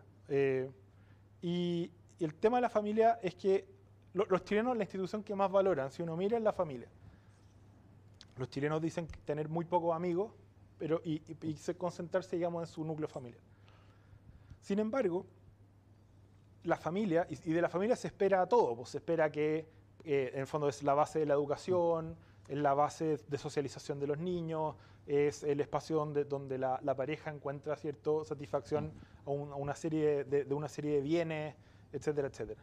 Sin embargo, nuestra política pública no reconoce a la familia como a pesar de que la Constitución la declara como la base de la sociedad, a nivel de política pública la familia casi no existe. De hecho, por ejemplo, a postular una vivienda casi que conviene no estar casado, porque sí podéis postular por separado, digamos.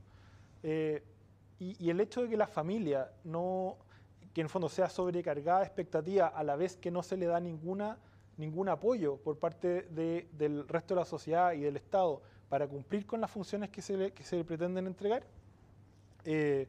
creo que es una de las razones fundamentales de por qué esta crisis de sentido y de expectativas y de todo que está viviendo Chile, y también es uno de los pasos digamos, en el camino de solución al problema. Centrarnos en cómo entregar mejores herramientas, cómo apoyar a la familia para que esté a la altura de las expectativas que depositamos en ella. Tú hablas por ahí también en un artículo de la culpa parental, o sea, el estrés de ser padre hoy día, ¿no? Me imagino ese padre de clase media, el mismo que está sufriendo lo que tú has descrito. la dificultad para poner límites. O sea, hay varios temas ahí que están siendo muy reales, digamos, se conversan. No, porque en el fondo la destrucción de la familia también es la destrucción de una estructura institucional donde hay roles diferentes. Hoy día el discurso posmoderno y el discurso que se instaló en los 90 contra toda autoridad y todo poder, porque todo poder y autoridad se considera abuso, ha terminado destruyendo los deberes de rol. O sea, si yo soy padre de alguien, tengo ciertos deberes de conducta que son distintos a los de un amigo, que son distintos a los del hermano, que son distintos a los de un primo, que son al cartero y al qué sé yo. Y sin embargo, ya llevamos como 3 generaciones con serios problemas para asumir el hecho de estos roles de autoridad, producto de este discurso antiautoritario que considera que toda autoridad es abuso. Y creo, volviendo al caso de esta abogada que está a cargo de la protectora de la infancia, ella encarna en cierta medida justamente este problema. O sea, es un adulto que se comporta de manera infantil y que no está a la altura del cargo que ejerce, y que su prédica es justamente que los niños deberían ser tratados por los padres prácticamente como adultos o como iguales, y niños que a su vez reclaman, digamos, una soberanía que en un contexto en que son incapaces de ejercer responsablemente, digamos. Incluso les quiere dar derecho a voto bien tempranamente, digamos. Por supuesto, sí, esa es la idea, como esta liberación. Además se entiende que digamos, el tránsito hacia la adultez como una conquista de una autonomía total respecto al resto del mundo. O sea, de nuevo volvemos, pues digo que hay un problema antropológico muy de fondo ahí. Y también hay un problema de cómo se concibe la autoridad. O sea, el hecho de la autoridad paterna, la autoridad materna, es una autoridad subsidiaria en el sentido de que es ejercida para construir, para habilitar a ese niño para que el día de mañana pueda actuar como un adulto responsable. Y un adulto responsable es justamente un adulto capaz de reconocer los roles que tiene y de actuar de acuerdo y en el fondo a esos roles y al nivel que esos roles exigen. Y hoy día no tenemos ni una de las dos cosas, pues en el fondo se predica la libertad absoluta en los cabros chicos y se predica que los padres tampoco tienen por qué, en el fondo no son responsables de nada. Y se promueve que casi que hablen que traten como amigos a los niños, qué sé yo, son puras tonteras. Y además con esta visión materialista que lo que busca es extraer, ¿cierto?, la presencia del padre y madre del hogar, mandarla, digamos, a producir, a mover plata, y que finalmente le dice, bueno, pero al final lo que tú vayas a poder hacer es convertir el cariño que sientes por tu hijo, por eso hablo de culpa también, no estuviste presente, etcétera, pero le puedes regalar un PlayStation, le puedes regalar vacaciones por aquí y por allá, lo puedes llevar a Cachagua para que se vaya a carretear y después te contagie de coronavirus y te mate. Ese es el problema. Me gustaría llevarte a un tema que tú también has tratado y que creo que tienes un aporte ahí interesante que dar, que tiene que ver con, bueno, cómo las redes sociales ya están, ya sabemos, influyendo mucho más de lo que se pensaba. Lo último de Trump es bien interesante. Sí, es la política, pero también la convivencia, la comunicación, etcétera. Bueno, traje aquí el reportaje en Mercurio porque viene una investigadora, pero seguramente tú la conoces, que que sacó un libro que ha sido catalogado entre los 100 libros, bueno, eso no sé si será tan así, pero ella se llama Shoshana Zuboff, es socióloga, profesora emérita de Harvard, y escribió el libro, bueno, participó en el documental El dilema en las redes sociales, y escribió el libro La era del capitalismo de la vigilancia, ¿no? Esta idea de que tras 200 años subyugando la naturaleza, estamos hablando de ese capitalismo que subyugó la naturaleza, en Google surgió la idea de que podían reclamar la experiencia humana como un commodity. ¿Cuál es tu mirada de ese tema en la red social? Y luego vamos a hablar de lo que estabas planteando antes. Qué entretenido, o sea, yo lo vinculo más más que con la vigilancia, esto es un capitalismo de espectáculo. Donde las redes y todo esto lo que logran es que capitalizar la interacción humana. O sea, nuestras propias interacciones es el producto que después nos venden de otra forma. Y claro, uno puede decir que aquí hay vigilancia, porque efectivamente hay algún tipo de vigilancia, pero no es la vigilancia del panóptico. No es una vigilancia que te esté controlando además, aunque ahora lo que hemos visto con Trump, el hecho de que le suspendan la cuenta de Twitter, el hecho de que los fanáticos de Trump que armaron un Twitter paralelo no puedan bajarlo de Apple no sé cuánto, o sea que hay un bloqueo partisano por parte de estas plataformas respecto a una posición política, con una posición política barbárica y muy peligrosa. Yo en eso estoy de acuerdo con ellos, pero está mostrando que ellos tienen un poder político brutal, desmesurado y que pueden empezar a utilizarlo además, o que van a empezar a utilizarlo. Pero en principio, esta idea de la vigilancia, a mí me parece que no es una vigilancia sustantiva, así como de Estado totalitario, o sea, no es la Alemania Oriental. No es 1984 ni El Mundo Feliz. Porque es algo mucho más, es un mal mucho más burdo y con fines más vulgares, o sea, oye, quiero, no sé, yo busco, a mí, no sé, por ejemplo, que me gustan las monedas, digo, ya es bien raro, porque en el fondo puedo decir en una tienda, oye, estoy buscando una moneda, y después me aparece en Facebook, oye, compra aquí esta moneda, y después me aparece en Google, y después me aparece en Twitter, y después me aparece aquí, y me aparece allá. Está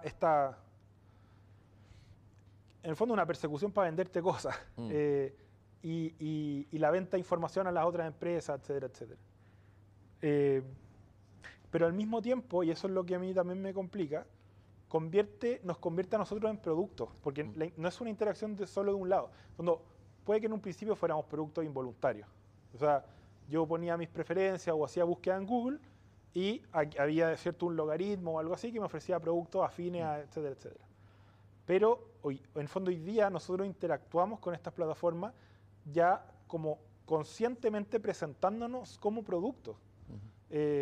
Y esa mercantilización de nuestra existencia, voluntaria además, es algo que conduce, creo, a fenómenos mucho más violentos, brutales y despreciables que la mera, digamos, vigilancia de los algoritmos. De alguna manera había como una confianza, hemos tenido una cierta confianza ingenua en la técnica y lo que habría que hacer es pensar este mundo técnico o tener una actitud más crítica, más distante. ¿Ha faltado eso o llegó tan rápido, inundó tan rápidamente que faltó claro, esa...? Que nosotros no teníamos un concepto de la buena vida. Por eso digo que es muy importante entender cuáles son las necesidades básicas y en el fondo una imagen de la buena vida o de las condiciones de una buena vida. Como no la tenemos, en el fondo nuestra imaginación desarrollista nos decía que toda tecnología nueva era mejor porque era nueva. Y fuimos muy ingenuos en recibir tecnología asumiendo que siempre era para mejor y que todavía es la visión desarrollista. Y en cambio, hoy día, claro, uno ya no se ríe tanto de los Amish, que cuando les ofrecen una nueva tecnología, la pregunta que intentan responder es ¿en qué medida esta tecnología afecta la vida que nosotros consideramos buena, como la vida buena y la forma virtuosa de existir en el mundo? Entonces esa mediación la perdimos. Pensamos que la tecnología es neutra. La tecnología no es neutra, la tecnología, digamos, busca reforzar o facilitar ciertas cosas y ciertas formas de existir, ciertas formas de ser en el mundo. Y por lo tanto la pregunta es, ¿qué forma de ser en el mundo está reforzando esta tecnología?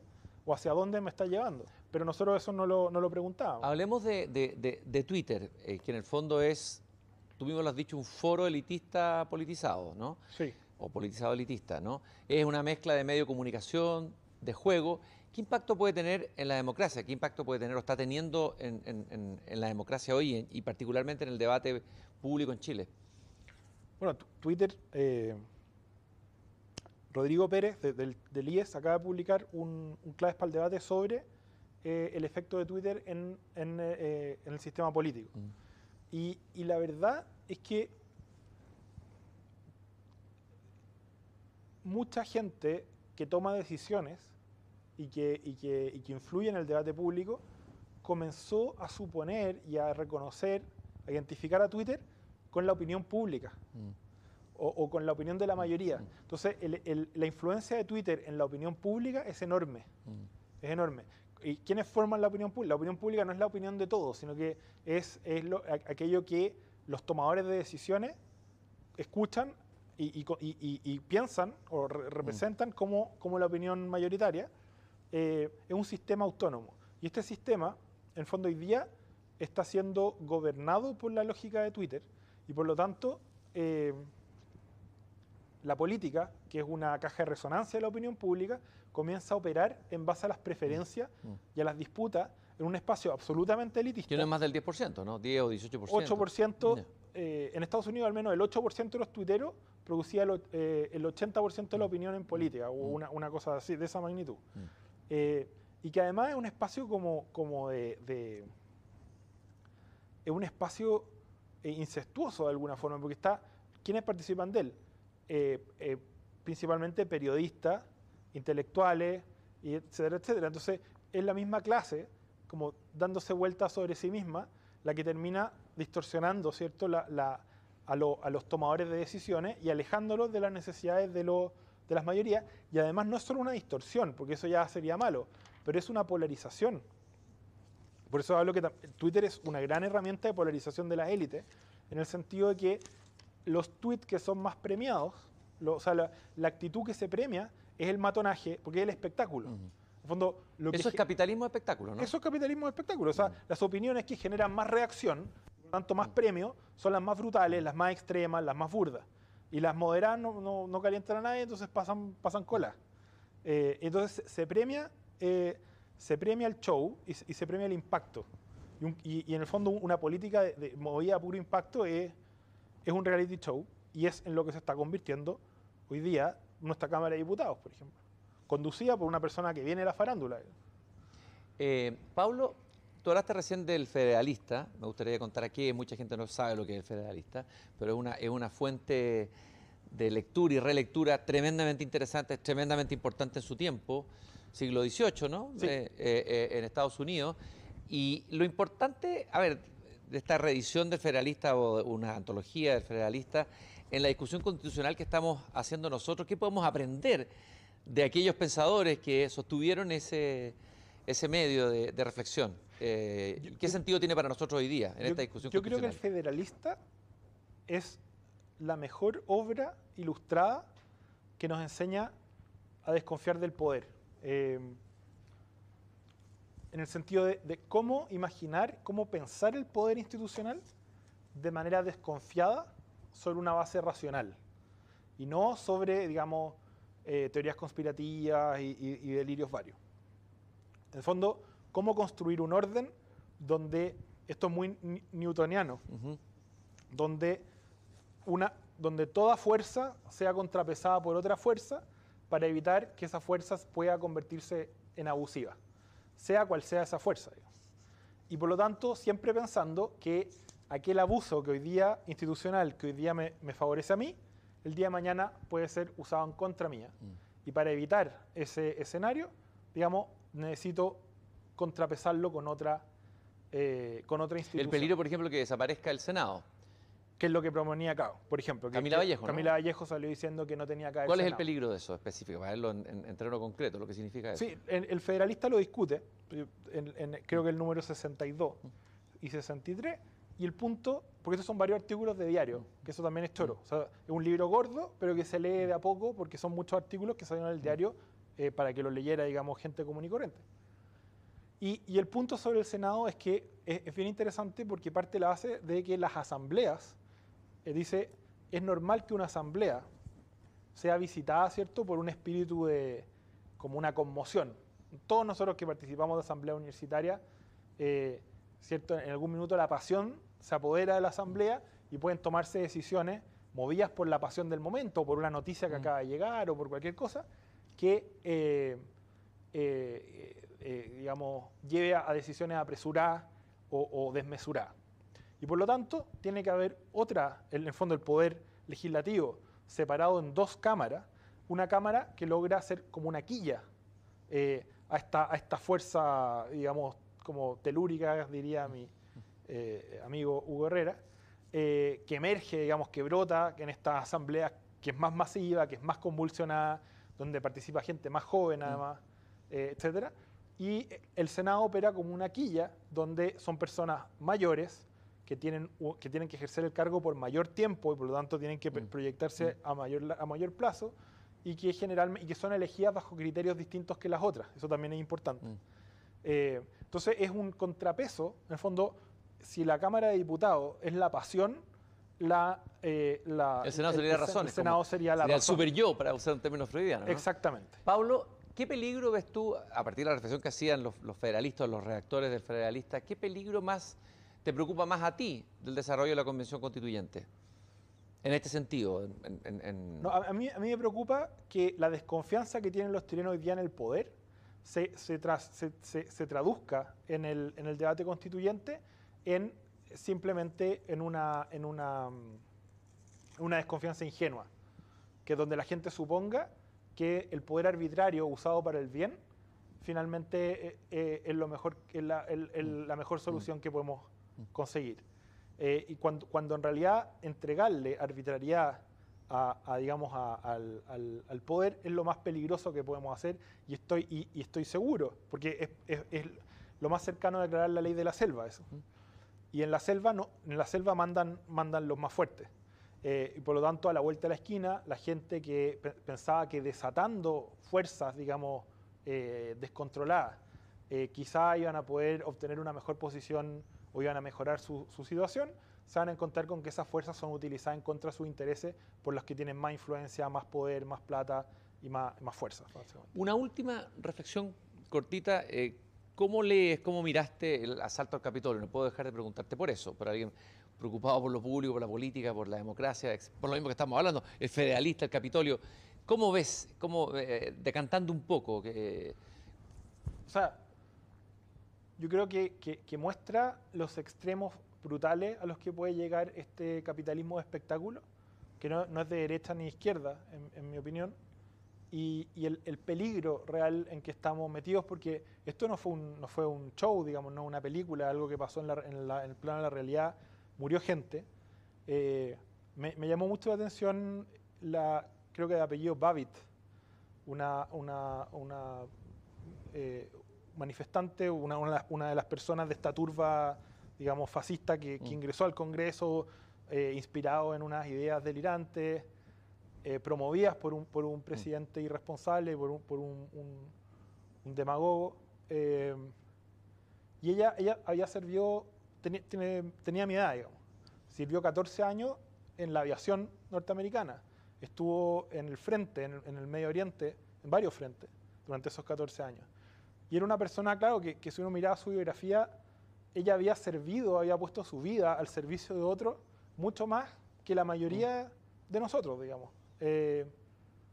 Y murió y le pegaron un tiro, digamos, ahí en la entrada, obviamente en medio de todo este desastre, digamos, de asalto a un... Qué absurda su muerte, ¿no? El absurdo, la banalidad del mal, como la estupidez cegando vidas, digamos, valiosas, y cómo la pregunta que a mí me surgía eso era cómo protegernos de este mal, finalmente. Y es imposible protegernos del mal si es que no reconocemos, digamos, que hay un alma trascendente que tiene que ser protegida de eso y guiada hacia el bien. O sea, esa es y de nuevo vuelvo a la terapéutica, a la sanación de la ambición de dominar. Lo que otro de mis lecturas clave, que el eje también de mi tesis doctoral es San Agustín, o Agustín de Hipona. Necesitamos una forma de relacionarnos que sea muy consciente de a dónde lleva el deseo de la dominación que va a ejercer sobre nosotros el deseo de dominar, y cómo cuidarnos de ese deseo de dominar que al final domina al que desea y lo lleva a su destrucción, y a la destrucción de otro. El caso de Trump, digamos, por eso, y yo creo que esa es la gran pregunta sobre el poder, y por eso a lo que yo invitaría a los chilenos y a la gente en general es a hacerse la pregunta de cómo desconfiar del poder sin terminar. Yo, tomando este concepto de José Andrés Murillo, que habla de la confianza lúcida, yo invitaría al país, digamos, a pensar sobre una desconfianza lúcida. ¿Cómo desconfiar del poder sin convertirnos simplemente en fanáticos del otro lado, en cruzar la vereda? Por eso a mí no me gusta hablar de conversos, porque los conversos generalmente tienen los mismos vicios, cambian el signo nomás. ¿Cómo sanarnos del deseo de dominar a los demás, que es algo muy difícil, y construir una política desde ahí? Pablo Ortúzar, investigador del IES, antropólogo. Muchas gracias, Pablo, por haber estado en esta conversación en persona. Eres el último invitado del primer ciclo de En Persona que comenzó en el momento, como decía, más difícil de la pandemia. Y bueno, estamos terminando con una potente conversación, yo creo llena de sentido, llena de aporte, llena de riqueza, de ideas. Y quiero saludar a todos los que nos han acompañado en el programa durante estos meses, a usted desde su casa, en el lugar donde esté. También especialmente quiero saludar a nuestra audiencia sorda, que ha seguido estas conversaciones, que ha participado de ellas con entusiasmo. Agradecer también a todo el equipo de producción que ha hecho posible este programa en estos meses, y terminar con unos versos de Octavio Paz que tienen mucho que ver con superar este delirio del individuo, como el poema de Nicanor Parra, ¿no? Soliloquio del individuo, que esto no sea un soliloquio del individuo, sino que sea una conversación, un encuentro entre individuos. Dice Octavio Paz en Piedra de Sol: la vida, ¿cuándo fue de verdad nuestra? ¿Cuándo somos de verdad lo que somos? Bien mirado no somos, nunca somos a solas, sino vértigo y vacío. Muecas en el espejo, horror y vómito. Nunca la vida es nuestra, es de los otros. La vida no es de nadie, todos somos la vida. Pan de sol para los otros todos que nosotros somos. Soy otro cuando soy. Los actos míos son más míos si son también de todos. Para que pueda ser, he de ser otro. Salir de mí, buscarme entre los otros que no son si yo no existo, los otros que me dan plena existencia. Este sentido profundo de estas conversaciones y también de la conversación que acabamos de tener contigo, Pablo. Muchas gracias por haber estado aquí en persona. No, muchas gracias a usted. Yo solo agregaría eso, que ese camino al otro es el amor, que es lo que dice San Pablo en Romanos, cuando plantea que si no hay amor, todo lo demás da lo mismo. Esa carta es maravillosa, esa carta sobre el amor es increíble, un texto poético extraordinario. Nos encontramos entonces probablemente en marzo, si Dios quiere, aquí en persona. No, esto no es romano, bueno. Bueno, un pequeño error, ¿no? Sí.